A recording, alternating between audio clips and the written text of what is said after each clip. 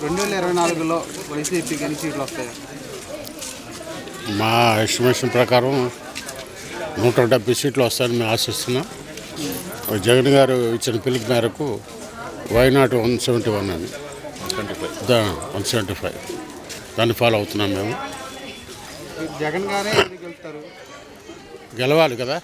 ప్రజలకి నవరత్నాల పేరు మీద ఇచ్చిన స్కీములను ఇంప్లిమెంట్ చేస్తున్నాడు. గతంలో చంద్రబాబు నాయుడు కానీ మిగతా వాళ్ళు ఎవరు కూడా దాన్ని ఇంప్లిమెంట్ చేయలేదు.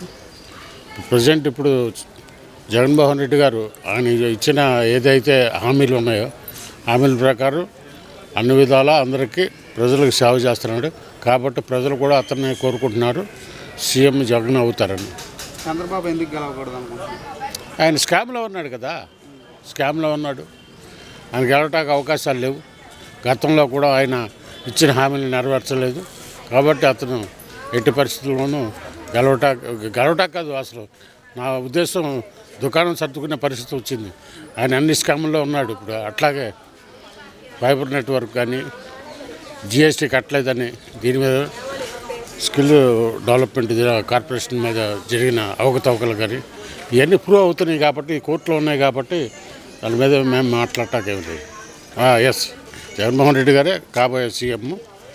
ప్రజలకు పాలన మంచి పాలన అందిస్తున్నాడు. కాబట్టి జగన్మోహన్ రెడ్డి గారే సీఎం అవుతారని మా ఆశ. అవుతారు కూడా. వస్తుంది అనుకుంటారు సార్? వైసీపీ పార్టీ అధికారంలోకి వస్తుంది.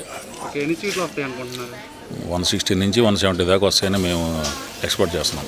వైనాట్ 175 అని చెప్పి మా సీఎం గారు చెప్తున్నారు కదా, వైనాట్ 175 అని. దాని ప్రకారమే వైసీపీ పార్టీ ముందుకెళ్తుంది. జగన్మోహన్ రెడ్డి ఎందుకు సీఎం అవ్వాలనుకుంటున్నారు? జగన్మోహన్ రెడ్డి ఎందుకు సీఎం అవ్వాలని, జగన్మోహన్ రెడ్డి చేసే కార్యక్రమాలు ఎవరు చేశారండి?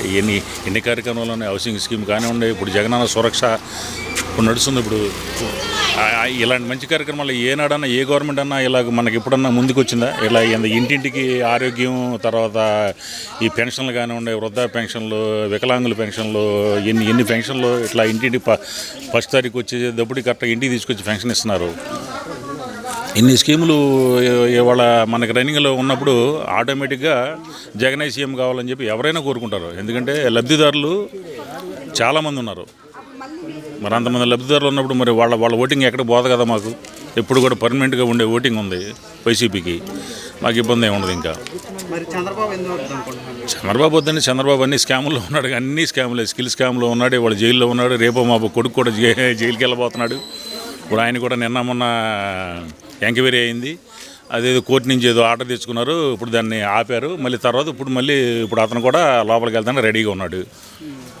ఇప్పుడు మళ్ళీ ఇంకా ఆ పార్టీ ఎక్కడ ఉంది? ఇంకా ఆ పార్టీ ఏం పోటీ చేసినా మాకేం ఇబ్బంది లేదు సార్. ఎన్ని పార్టీలు వచ్చినా మాకు ఇబ్బంది లేదు. సింహం సింగల్గా వస్తుంది అంతే.